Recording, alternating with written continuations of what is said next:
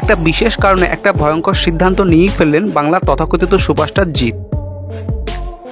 যদিও তার নামের আগে সুপারস্টার ট্যাগটা যে এবার উঠে যেতে চলেছে সেটা তিনি ভালো করেই বুঝতে পারছেন, কারণ বিগত কয়েক বছর ধরেই তার ছবি ঠিকঠাক ব্যবসা করতে পারছে না।